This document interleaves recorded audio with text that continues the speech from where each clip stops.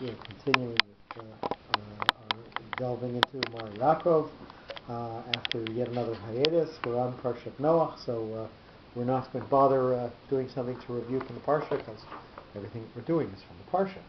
We're in the section on Noah, page 104, Bereshit Yud, Pasuk Vav, chapter Genesis 10, verse 6.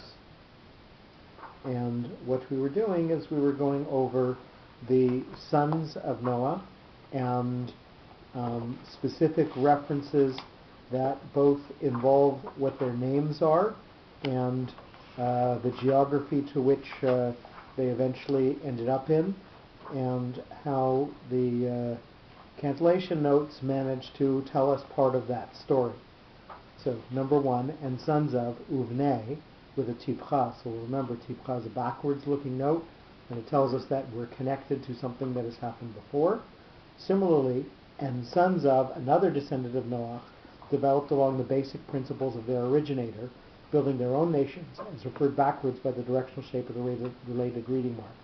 So again, when we're talking about the sons of somebody, we would think we'd be going forward and talking about them, but no, we have a note that tipcha focuses us backwards, so it's going to tell us that they are going to follow the same things that we talked about in the previous pasuk, that the place that they went to is both something that fits their philosophy and also something that might have a connection to their name. Number two, Cham. All the features of Cham, so Cham is the Hebrew word for hot, that he combined within himself, broke up individually by his descendants, and developed particular dispositions, as indicated by the stabilizing shape of the reading mark. So et nachta, again, is a note that tells us that this is a stable point. This is something that is going to allow things that go forward from it to have a basis or to develop from that point. And Cham's sons are going to have features that are related to his character. Cush with a mercha, so this is going to focus us forwards onto what's going to come afterwards. In contrast to the followers of Yefet, who expanded to the west and north, Cush, as the first descendant of Ham, had elected a direction towards the south to enjoy heat. Ham, along with all hot spices for his food, as shown by the directional shape of the reading mark. So he's going to move forward into a place where he can experience Cham. He can literally take it into his character and into the way that he acts. Umitzrayim with a tipcha. So this again is a note that focuses us backwards. So it's going to say that something that happened with Cush is similar to what's happened with Mitzrayim. And then after the tipcha, you have a slight pause. Number four, Cush set an example, and Egypt followed along the same principles, moving southward and being attracted by heat, as stressed by the closing shape of the directional reading mark. So, again, he seeks the same things. Ufut and put, number four. Sorry, where are we here? Mitzrayim, number three. There's 2 1s. In the sentence is 2 1. So Cham should be 2, Cush should be 3. Oh yeah. 1, 1, 2, 3, 4. I guess so. Just the numbering there as well. So we're at number 5. Living by principles of physical prevalence by violence, and Put had occupied lands west of the delta, along with its seashores, which were convenient for his piracy, comparable to Ishmael, as denoted by the directional shape of the reading mark. So Put is looking outward from where he is, rather than trying to stay in one place. He's focusing himself. Yes, rather than staying put, he is putting forward and putting out to sea. It would seem. Uchnan and Canaan. So this has the et nachta, which is a stabilizing factor. Put and Canaan both moved to the east of the Nile and settled in the land of the eastern coast of the Mediterranean. So he doesn't make a comment here on why Canaan gets the et nachta, but I think we sort of feel that the land that Canaan ends up inhabiting is certainly something that will eventually be our stability. So I'm just wondering why that wasn't included in the comment on Canaan. But nonetheless, Phut and Canaan are both intimately related because of the way the notes group them together. And we have another interjection in B. The common characteristics of all the sum of Chum was their preference for heat, Chum or hot, in their choice of climates for settlement, and in their violent tempers and exuberant sexuality with its various deviations. Even females were comprehensively trained by priests on how to perfect, quote, holy sexual service for the public. They enjoyed a religious status and special privileges as a thanksgiving to the gods for making available the poetry of life, Machazot HaToavot.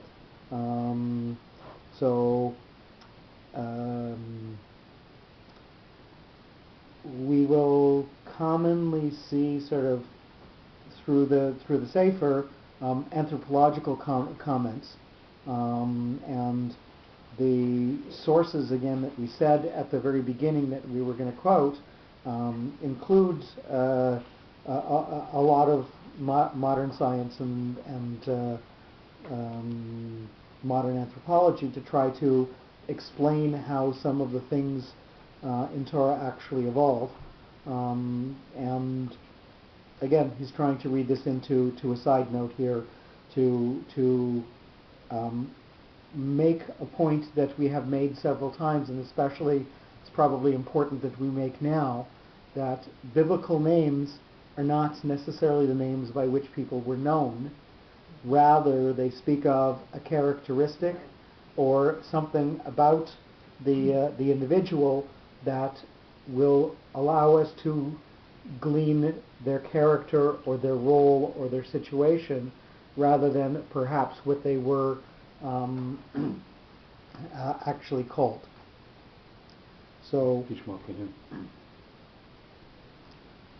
when we read through the sentence, we're going to notice that the word b'nei at the beginning is separated out, and similarly Cham is going to sort of stand alone as the paradigm of everything that's going to come past him. Cush and Mitzrayim are going to be tied together, and Phut and Canaan are going to be tied together. Uvnei Cham Cush uMitzrayim uFut uchnan.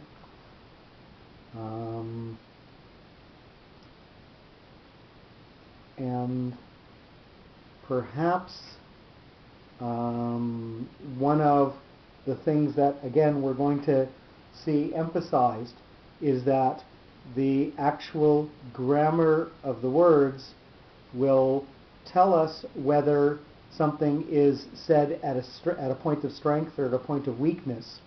And when we have a connecting word, a v or an u, that is going to influence the letters beged kefet as to whether they get a dot or not.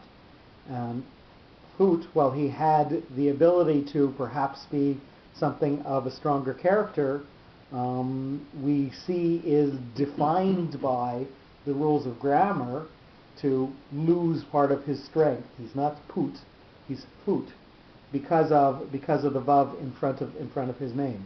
So again, I think it is important to point out how the grammar is making him into a weaker character, perhaps somebody who had more potential, but didn't reach it.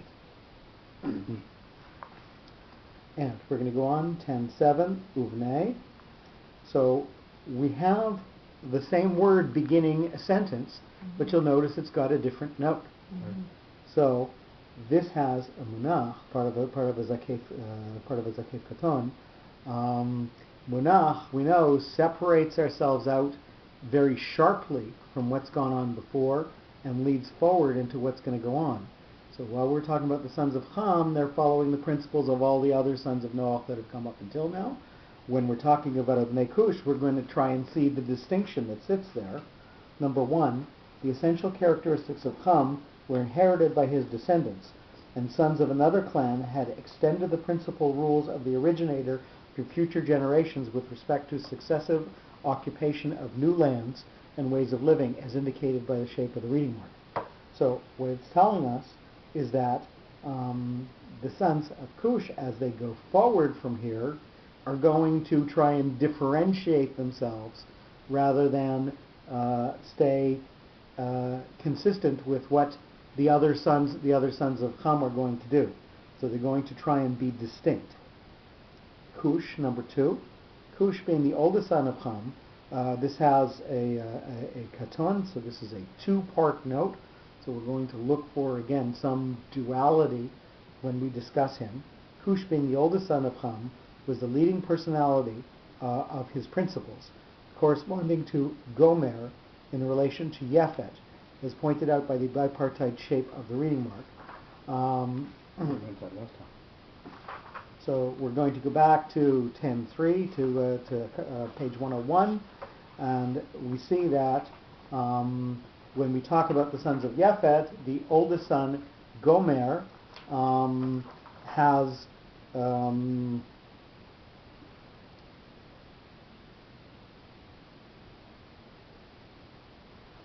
stability to his name, has an etnachta when he's first introduced.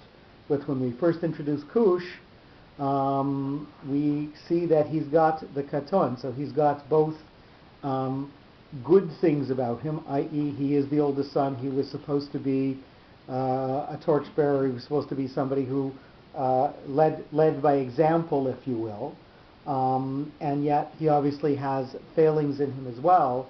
So we're noticing that all the sons of Ham are led by the principle of trying to be hot-blooded, and perhaps are more tempted by that. So while Gomer manages to be a stabilizing influence, Cush has some ability to be greater and some ability to be lesser, because he's very much in the moment. He's very much trying to be hot. Siva with a pashta. So this is something that's going to focus us on this name and eventually move us forward into what's going to come afterwards. Siva, as the oldest son of Cush, inherited his father's possessions around the Nile between the 3rd and 6th cataract near Nubia and the northeastern Sudan of the present, as shown by the directional shape of the reading mark. So he's basically getting the best of, and that's why he gets a note that does emphasize his name and focus us on him being prominent.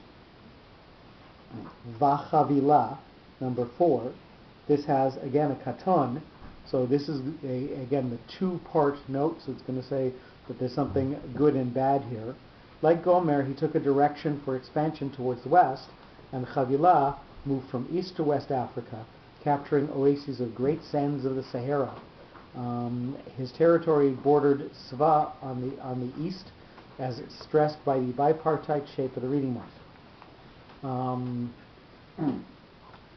So here we don't so much try to define a characteristic based on the name.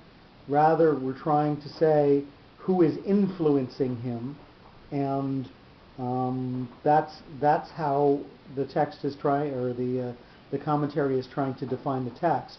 That his influences were what are going to make or break him, give him a positive or a negative. Visavta with a mercha, so this is lightly connected to what's before, but mostly sweeping us forward into what's going to come afterwards. We are on page 104, 105. We're talking about the sons of Noach, and particularly the sons of Ham, and how both their names and the notes define both the characters that they inherit and the characteristics that they might have. Number 5, and Savta. Some clans behave differently from others, and Savta undertook a different direction than his predecessor for expansion. He moved southeastwards across the sea to the southwestern part of the Arabian Peninsula, as denoted by the directional shape of the reading mark. So I am not sure. I really haven't found a single text that has a map of where all the sons of Noach ended up, but I'm sure such a text does exist, and quite obviously we're moving from that source and trying to define territories based on that, and define influences based on that. So Savta is going to be separated out from the influences of Sfa and Chavila, and he's going to be grouped together with Ra'ama, number 6, Vira'ama. According to the same principle, in Ra'ama, follow the example of his older brother, going northward on the peninsula to the east of the western mountain chain, to the south of the northern chain of mountains, as suggested by the closing shape of the corresponding directional reading mark. So because this is a tipcha, this is going to say that he was trying to do something of the same thing, looking backwards towards what his brother, what Savta had done. And again, we're going to close off the thought there with a slight pause after the tipcha, and we're going to get to Savtecha with the stabilizing at Nachta.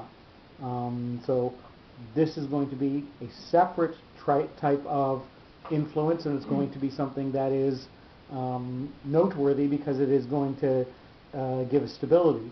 Following the direction of Ra'ama and Savtecha, passed to the peninsula and occupied the land north of his brother, as expressed by the stabilizing shape of the reading mark. And again, here when I read through this, I don't know how that influence of going to the north of the other two really has any more stability than any other direction he could have chosen. Nonetheless, that's Other than, I mean, maybe the particular terrain or environment. Yeah. So again, I'm not that geographically savvy, and as I said, I couldn't find a particular map that defined all of this. I will continue to look later on in the week. I only spent a couple of minutes trying to search this out, and if I can find a map that shows where everybody is, I will bring it for next week. Uvnei, again with a mercha, number 8, and sons of. So a mercha. So we've had the word uvnei appearing 3 times in a row, each time with a different note. First time with a tipcha to tell us that they're following general principles of the other sons. The second time with a munach to tell us that this is specifically trying to differentiate himself from what predecessors have done. And now with a mercha, which lightly ties us to what's gone before, but mostly moving forward into what's going to go afterwards. Number 8, after the lead of their predecessors, and sons of further generation of Ham have either acquired more land of the hot areas or divided their father's possessions among themselves, as specified by the directional shape of the reading mark. So this is we're sort of getting into and the rest category. So we're saying, okay, after sort of the good spots were already divided out, what happened to the rest of them? Ra'ama with a tipcha. So this is going to close off that thought and have a slight pause afterwards. This was typically expressed by the offspring of Ra'ama, as illustrated by the closing shape of the directional reading mark. So again, he's gone to what lands were left that still had that defining characteristic of Ham to them. Shiva, number 10. This has a mercha, so this is going to again lead us forward into what's going to go on next, but be lightly connected to what's come from before. Thus, Shiva began from the southern part of his father's territory and spread to the southwestern regions of the peninsula, as conveyed by the directional shape of the reading mark. I am actually wondering if he is gleaning direction from the way that the note has outlook. So Shiva will look out to the west. Savtecha, who has an etnachta, points forward, points up to the north. So we might actually be gleaning the direction that they went from the directional shape of the mark. Yeah. So it might not actually be coming from a defined map. Mm-hmm. It might be actually coming from the trope. Udidan, number 11, with the stabilizing sof pasuk, along with his cousins, and Didan continued his occupation of the northwest, having received the northern part of his father's land, which he doubled by his own initiative, as depicted by his name, Didan, with the same letter appearing twice in a row, saying that he had a larger portion of land. Saftecha, who went to the north, has a stabilizing et Naftah, and similarly Didan, who has a stabilizing note, Sof Pasuk, is thought to go to the north. So I think that's where we're getting direction from, specifically from the shape of the mark. So as we read through the pasuk, yep. On number 9, Mm-hmm. that was typically expressed by the offspring of Ramah, is illustrated by the closing shape. Do we see later the offspring saying something? Is there... So when we defined number 8, uvnei, that has a mercha, so that sweeps us forward, that takes that thought and imposes it onto the next word. Mm-hmm. So because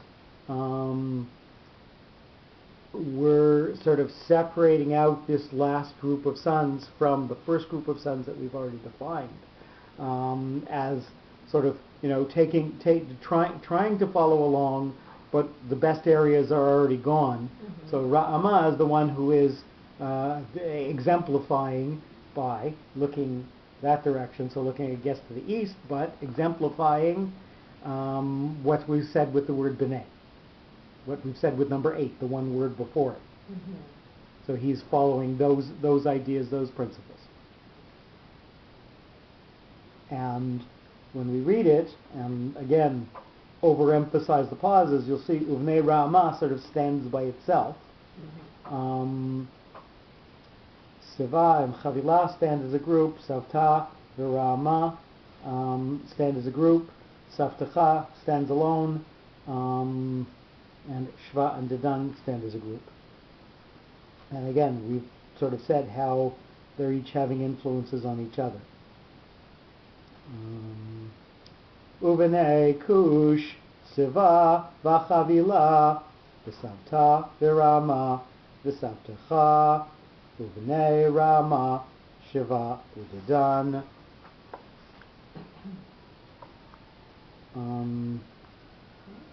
And it is noteworthy that the word Didan has the letter twice. Quite often in Hebrew, when we want to double a letter, we will have the letter single and put a dot in it. And that tells us that that letter is read as if it was doubled. So to overemphasize the fact by putting 2 dalids in a row really does have a significance. So if the Torah decided to add another letter for there, then that must mean that this is part of his character, and that's how we can glean that he had twice the amount of land from the fact that he is actually called Didan, not done with a dot in the dalet. And we are on page 105, Breshit Yud, Pasuk Chet, and we are continuing to define the sons of Noach and their role in the world based on both their names and the way that the cancellation notes define their position.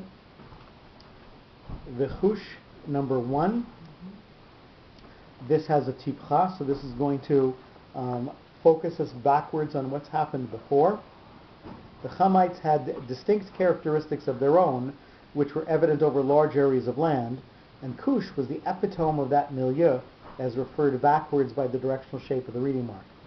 We're going to say that Cush is somebody who, again, fits all the characteristics of Cham. So like we saw that first Uvenei Cham, referring back to Cham following the pattern of the other sons of Noach, we're going to say Cush is going to follow the pattern of his father Cham, and perhaps be the best example. Tipcha has an implied short pause after it, so Cush is going to not only look backwards, but stand out alone. So that's how we can say that he is, again, somebody who exemplifies principles. Yalad, so this is a munach. Munach separates us out strongly from what's come from before, and it moves us forward into what's going to go afterwards. Yalad had produced, number 2. Cush had produced a phenomenal personality, becoming a symbol for all his children, as marked by the shape of the reading mark. So we're going to get somebody who's going to stand out from everybody before him, and therefore he gets a munach. He gets something that is going to stand out and define what is going to go forward from that point on. Et Nimrod, number 3, with Nimrod. With Nimrod, who was robust, shrewd, and brutal, lacking any consideration, Cush intended to establish an absolute leader of his time, as pointed out by the stabilizing shape of the reading mark. So the Et Nachta, which we say is a stabilizing influence, still manages to find its way on somebody who was a rather despicable character, because the intention was to create somebody who would stabilize the world at that point based on his strengths and characteristics. And again, we don't make reference to what the meaning of the word of his name, but it means we will rebel. And it's such a popular name in Israel. Can you believe? Who would call him something Nimrod? They call him just kid Hitler. Worse, because this means Hitler doesn't mean anything. So again, it's not commented on in the text, but I feel that it is something that we should point out. Who, he, with a munach, number 4. So this is going to separate us out from what's come from before and move us forward into the new reality afterwards. Nimrod had proved himself, i.e. that he was capable of achieving his goal by determination and rebellion against accepted rules, as shown by the shape of the reading mark. So Nimrod is going to start to make rules of his own and make the world bend to his will. So reality from the point of Nimrod afterwards is going to be defined by him, and that's why he gets the munach. Hechel had started with a katon, so this is a 2-part note telling us that perhaps there's something good and bad, or something that is going to be higher and lower about him. Number 5, he had started to gain success and superiority among all his rivals, and caused panic upon his opponents by vigorous actions, as stressed by the bipartite shape of the reading mark. So for himself he was good, for everybody else he was bad. So that's why we get a katon. We get both the good and the bad of his character coming out here. Lihiyot. Can I just make a comment? Please. It's not about the Perush necessarily, but the question always is, why did Hashem destroy the flood generation and not this generation of the Tower of Babel, which is also equally bad? And they said they had achdut, they had unity, even if it was for a bad purpose, but Hashem respects the quality of unity, even if it's unity against him. So important is unity. So I thought it was worth mentioning. Like what you said, Achel, you know where we heard this word before? And you know, the prototype of a word is always the first time you say it in the Chumash. Mm-hmm. Is when it's also, and what you said about the double meaning, that's reminded me, because it also, there, you're not sure if it's a good thing or a bad thing. Azu Achel L'daber B'Shem Hashem or something, right in the first genealogies. What? Not, right? So also, it would be interesting if there was also that same note, because there it also has a 2 meaning. Is it a good thing or a bad thing? Remember? Azuchal, some commentators say it's a good thing that now that people were pronouncing God's name or whatever it means there, and some people say no, it's already a downhill thing, that God was so out of fashion that the fact that someone had to start his name again was a bad, you know what I mean? So, also that bipartite thing. It's not Heichal there, it's Huchal, but it's the yeah. same idea. Do you want to pause here for a second? And I'll just They're look it missing all up? my good comments though.